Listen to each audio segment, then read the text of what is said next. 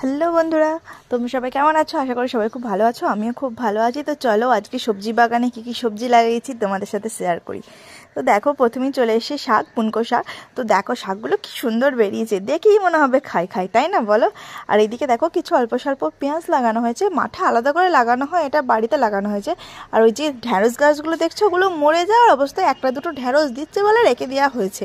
আর এইদিকে দেখো মূলো, পালং শাক, তারপরে এইদিকে দেখো বিনস আর ফুলকপি, তারপরে বাঁধাকপিটা লাগাইনি, এবার ফুলকপি লাগানো হয়েছে। আর এইদিকে দেখো ব্রোকলি লাগানো হয়েছে দুটো।